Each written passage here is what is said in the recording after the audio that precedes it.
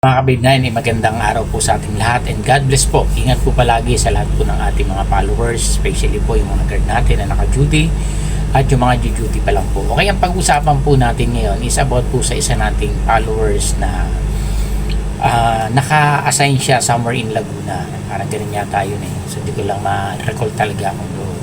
Ngayon kasi nag-message sa akin or tumatawag minsan na talagang sobrang ang pinagdaanan niya kasi bago lang siya, dati siyang sundalo, ngayon siyempre umalis siguro sa serbisyo po, hindi natin alam kung ano yung mga reason. So ang nangyari, na-assign siya sa isang establishment doon sa Laguna na iba ang nagiging kalakaran. Ibig sabihin hindi akma doon sa sana na magiging trabaho niya. So ibig sabihin siguro may mga protocol na kumbaga hindi naman na dapat. Isang kulang-kulang ang guard, isa pa yan. At the same time, hindi na ibibigay ng tama yung pasweldo. Siyempre, kasi tayo mga security, yun ang unahin natin. Tingnan natin, will compensate ba ako sa trabaho dito? Kahit sabihin tayo, masiro kung bago, mga 1 week, 2 weeks pwede na. 1 week is enough.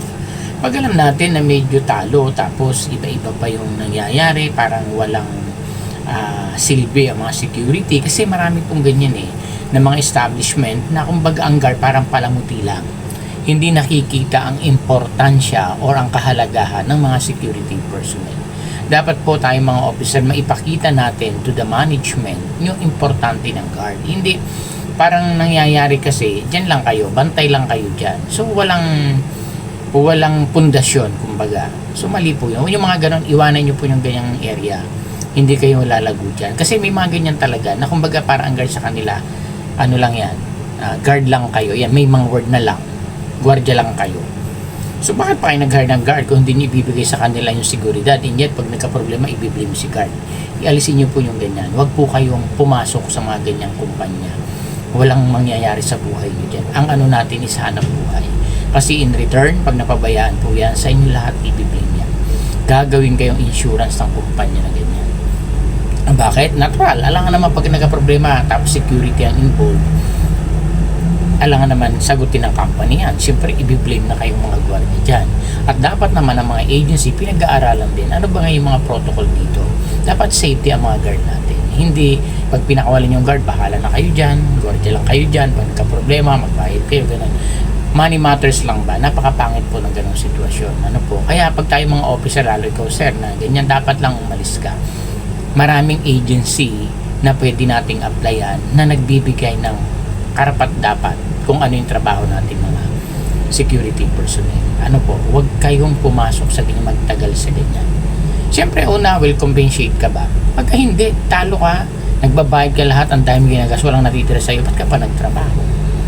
Diba? So, kailangan yun. Hindi sabihin, bakit sweldo ang hinahanap ninyo? Pag nagtanong kasi ang iba ng sweldo, parang nagagalit na, ano bang hanap nito? Sweldo, trabaho. By natural, sweldo. Magtatrabaho kayo, tatanungin. Kasi ang nangyayari tuloy sa iba, pag pinadala, hindi sinasabi, magkano sweldo ng guard dyan?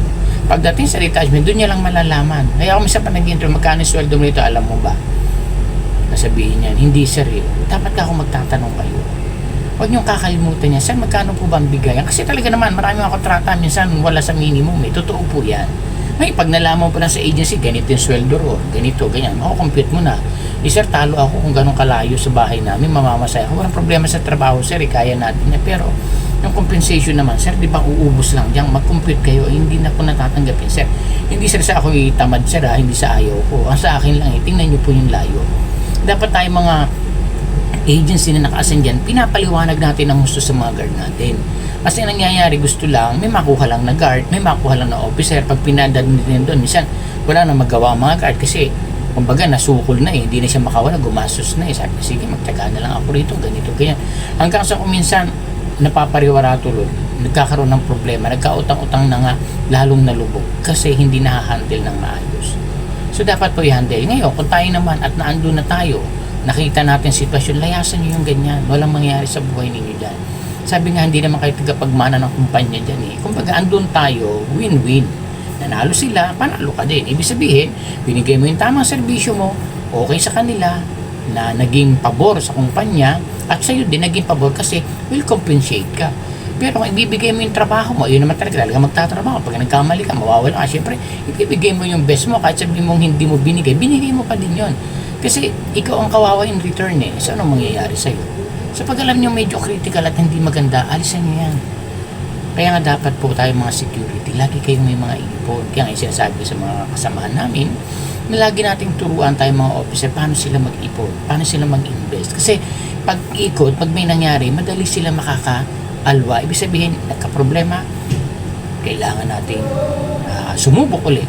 Kasi alam niyo po, nagninegosyo na tayo. Kahit sabi mo wala kang business, sarili mo, nininegosyo mo na. Kaya dapat alam mo yan, di ba ang mga negosyante ganyan, kahit bumagsak ang kanilang kumpanya, may mga savings sila, may kung ano-ano silang mga asset dyan. After nun, angat uli sila kasi may pang-suporta. So tayo security, you are security, tapos wala kang pang-support. Bakit ka pa naging security guard na hindi mo kayang i-safety yung sarili mo? Dapat tayo mga security personnel, well-equipped tayo. Kumbaga, nagbibigay tayo ng seguridad sa mga kumpanya, and yet ikaw hindi ka secured. Bakit? Wala kang ipon. Diba? Wala ka man lang konting na isubi-subi dyan, na invest mo ng konti. Dapat pinag-aaralan po ng kanya. Dapat nga may mga seminar sa mga security personnel about sa paano naman sila makapagnegosyo or makapagkaroon ng mga passive income. Turuan po natin, hindi lang puro ituturuan natin mga kung ano-ano dyan. Hindi naman nila nagagamit in return sa bandang uli yan eh. Diba? Kumbaga, sige, turuan natin about sa business. Pero after nyan, iaano natin sa kanila? Nawawala na. Bakit hindi natin turuan sila? Ngayon, kung hindi talaga ginagawa ng mga agency dyan, tayong mga officer, turuan natin sila. Kasi mas maganda yun na ibibigay natin yung tama. Yun yung God's will. Hindi na dapat yung puro na lang puro na lang sa company, lahat na lang, tama lang. Pero make it balance. Kasi ang tao, pag walang pera yan, walang ipon yan, ang hirap kasama sa trabaho yun, baka yan pang gumawa ng mali. Di ba nangyayari sa mga detachment na mga guard ang gumagawa ng kalokohan sa mga paid parking, mga nakawan, mga kasagpuan sila. Kasi nga, ano ang root nun? Walang pera.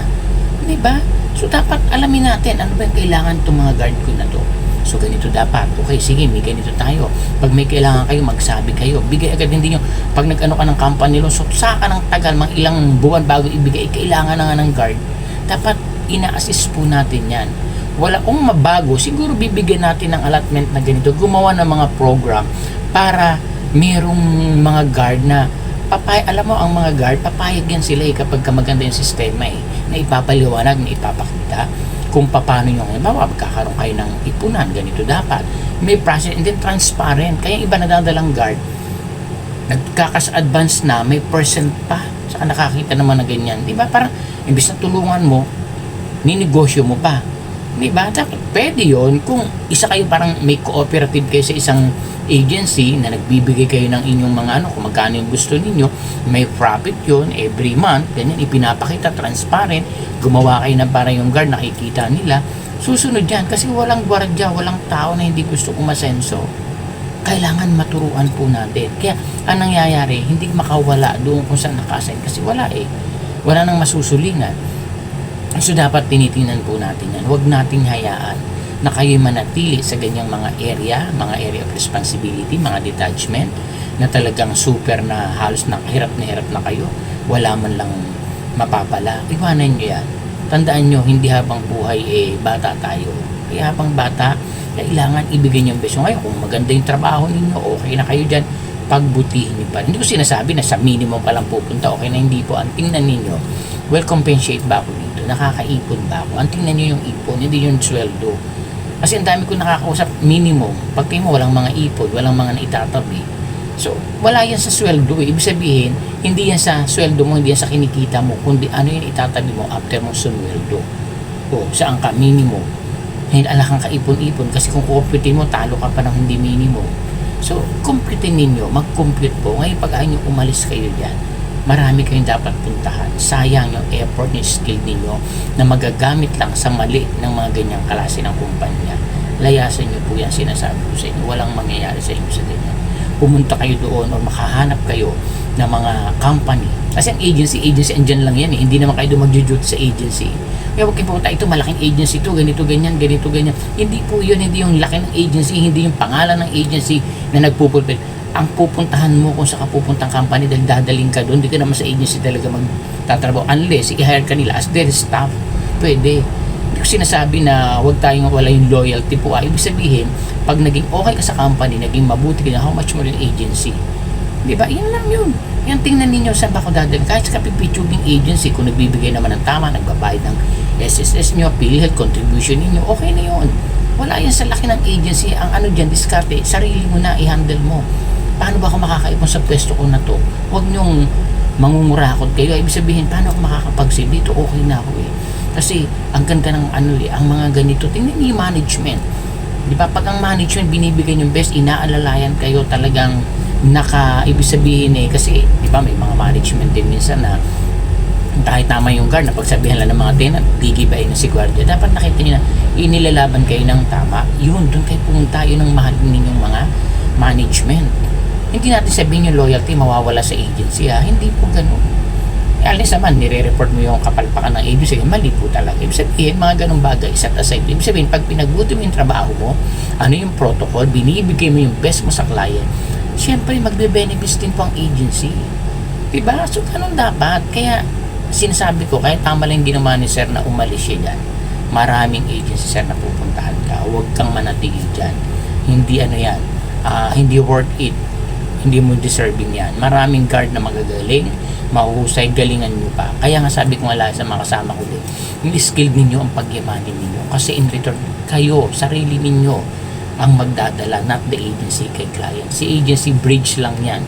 Siya tulay lang para makapunta ka kay client. Pero ang talagang magiging mag-justify para tumagal ka dyan, yung sarili mong kakayanan, yung husay mo.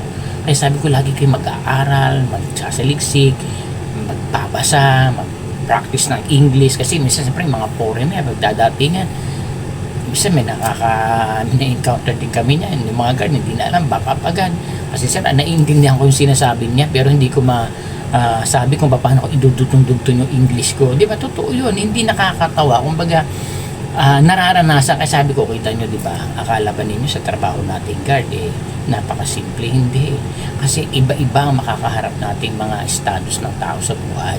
So, syempre, adjust tayo. Kaya aral lang. Kayong mapagod and then mag-ipon kung paano hanap kayo, paano kayo magkakaroon ng passive income.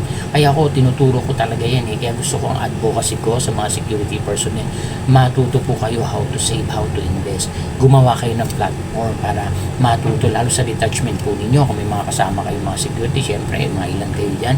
Gumawa kayo ng parang kasi sa amin, sa detachment namin, gumagawa kami ng paraan para kami makaipon, magkaroon ng konting savings, income, dagdag, meron po kami. Maganda po yung inaano namin. Dapat transparent po talaga.